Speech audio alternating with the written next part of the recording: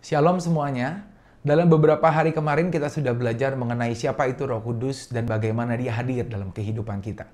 Hari ini kita akan belajar mengenai apakah yang dimaksud dengan hidup oleh Roh. Hidup oleh Roh atau dikenal dengan istilah kepenuhan Roh Kudus. Ketika Roh Kudus hadir dalam kehidupan kita, dia tidak hanya ingin tinggal dalam hidup kita, tetapi dia ingin memenuhi kehidupan kita. Rasul Paulus di dalam Galatia 5 ayat yang ke-16 mengatakan, maksudku ialah hiduplah oleh roh, maka kamu tidak akan menuruti keinginan daging. Seseorang yang hidupnya dipimpin oleh Roh Kudus, seseorang yang hidup oleh roh, dia tidak akan lagi menuruti keinginannya sendiri, tetapi dia akan menuruti keinginan roh, tuntunan dari Roh Kudus.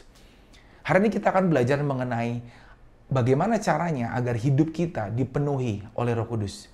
Karena kehadiran Roh Kudus adalah sebuah anugerah, tetapi dipenuhi oleh Roh Kudus itu membutuhkan upaya kita. Ketika kita membiarkan Dia memimpin, memenuhi kehidupan kita. Yang pertama, caranya adalah dengan kita berdoa. Berdoa adalah suatu tanda di mana seseorang begitu mengandalkan Roh Kudus dalam kehidupannya. Ketika kita berdoa, bukan hanya kita berdoa untuk keinginan kita, untuk kebutuhan kita, untuk apa yang kita mau.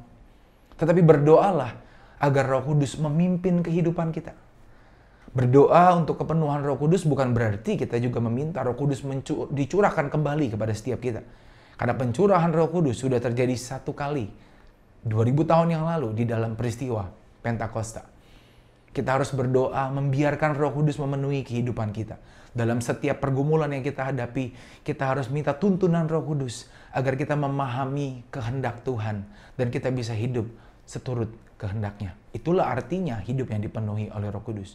Dan yang kedua, yaitu dengan hidup di dalam firman Tuhan. Ketika kita berdoa meminta Roh Kudus menuntun kita, tuntunan Roh Kudus tidak mungkin berlawanan dengan firman Tuhan.